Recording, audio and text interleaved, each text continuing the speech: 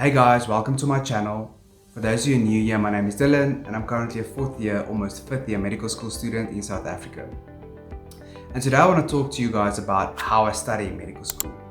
But before we start, there's one thing I want to say, and that is the way I've studied in medical school has changed a lot throughout the years, and I've experimented with a lot of different study techniques, tips and tricks, but this is the best way I found that works the best in order to study large volumes of work. So I decided to share this technique with you guys. So let's start the video.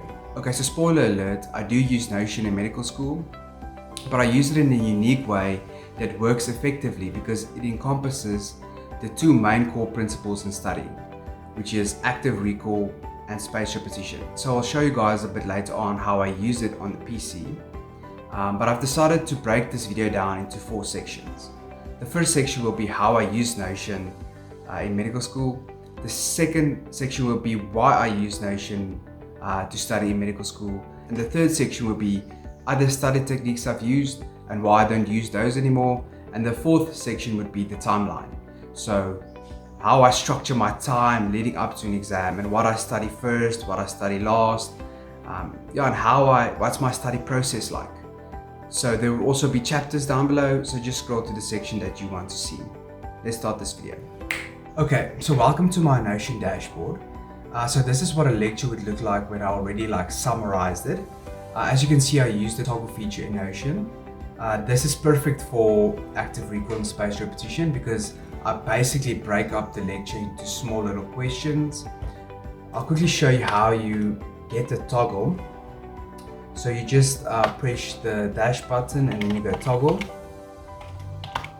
And then toggle list will come up and then you type your question, you untoggle and you type your answer, and then it creates this small little question and answer basically. So yeah, this works very, very well. I also want to show you, let's go to a lecture quickly. So as you can see here, fungal infection. So I would listen to the lecture and the lecturer will tell you why it's difficult to treat. So it's slow growing, it occurs in poorly penetrated areas. So antimicrobials can't get to it and it requires prolonged treatment time.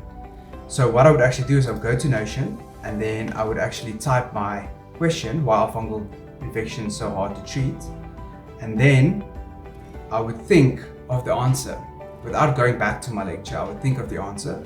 So it's slow growing, prolonged treatment time, and it occurs in poorly vascularized areas, or avascular areas. So then I already know the answer to that question. I would type it out and just double check if I was right. So let's move on to the second chapter, which is why I choose Notion. And the reason why I choose Notion is I can actually subdivide my work into the tracts, into the subjects. And why this is important is because in my medical school is we have to pass the theory component, but we also have to pass each individual subject or each individual tract as well. So let's say my pharmacology mark is low, I can actually go into pharmacology and I can work through all of the pharmacology from A to Z. So if 2 blocks is down in the year and my pharmacology mark is a bit low, I can actually just focus on that and start from A to Z. Whereas with other platforms such as Anki, it's very hard to do that. And that's why I like Notion so much. And the second reason is, I already touched on this, is I can go to my lectures and while I'm listening to lectures, I can actually do my active recall. Like, why are fungal infections hard to treat? Prolonged treatment time, avascular, and slow growing. So then I already know. So the active recall part is extremely important and I can do this while listening to lectures. So I'm not just sitting there passively listening to lectures. And the third thing that I like, which I also touched on, is everything follows on one another. Whereas with some of the other platforms like Anki cards, it doesn't follow. They would ask you what is an ectopic pregnancy? And the next question would be cancer related, and the question after that would be anatomy related. Where this is very you can have a way of studying, like I like to study the anatomy of a block first, then move on to, let's say, pathology, and then I'll do pharmacology. So you can have a systems approach to study, which is also very nice and something that I like. And then also another thing that I like is an entire lecture gets broken down into sub-questions. Like entire lecture, like antimycotics, gets broken down into smaller questions. Like this is one lecture, and makes it very interesting to study, and it also makes it like fun. It's not like, oh, I know this, oh, I don't know this. It's like you actually test yourself with each and every toggle. Do I really know this? Or I just saying, yeah, I know this. So yes, this is why I like to use Notion for study. Okay, so thirdly, I would talk about the other study techniques I've used in the past and why I don't really use them anymore. So the main thing I've used in the past is just import my notes into Notability, like this. Just import all the lecture slides, and then I would just like make some handmade notes, something like that. I would just listen to the lectures and make notes. And the reason why this isn't really effective, it's actually multifactorial. The problem with this is there's no really way of doing active recall and spaced repetition. A lot of times when I study, I'll go through the notes and say, yes, I know that, yes, I know that. But I don't really know it because it's not really, I don't really close the section and ask myself, okay, what is this? So active recall and spaced repetition is quite hard if you're just making handwritten notes like that. And also another problem with this is a lot of times, especially in COVID times, all of our lectures were online. So I would just look at how many lectures I had for the day and I would just go through the lectures. I would just like try and finish the lectures. So I wasn't really actively listening. I was just sitting there making some notes and just trying to get through it. So the learning actually only started a week or 2 weeks before the exam, which is an issue. Whereas with Notion, if I'm using Notion, the learning starts from day one, because from day one I'm doing active recall and spaced repetition. Alright, then the other thing I've tried, which a lot of you probably is asking yourself, Dylan, why aren't you using Anki? Is I have tried to use Anki in the past. I actually bought Anki on my iPad. There's no notes in here now because of space, but the problem I have with Anki is the first thing is like the pre-made texts don't really match our content. They do, but like the main topics do, but like the pharmacology and treatment, and we also in South Africa we spend a lot of time on HIV and TB, and so it didn't really completely match our content. So that's the first problem I have with it. The second thing is the cards are very random. You will have a card about cancer, then you have a card about anatomy. And I like to study in a structured way. Like I like to study anatomy first, then this, then that, and that. So with Anki, that's not really possible. I think it could be possible, but I'm not really sure exactly how to do it. That's also another thing with Anki for me is it's a steep learning curve, especially like a lot of you probably say, just make your own cards that you make on Notion. It's a steep learning curve to learn Anki, and I haven't really done that. Learn exactly how Anki and the algorithm and everything works. But I will say this is, for active recall and spaced repetition, there's nothing better than Anki. If you can use Anki, that's the best, because you can say, yes, I know this card, no, I completely don't know, yes, half and half, I know this card, and then the algorithm will show you that card as well as you know it, basically.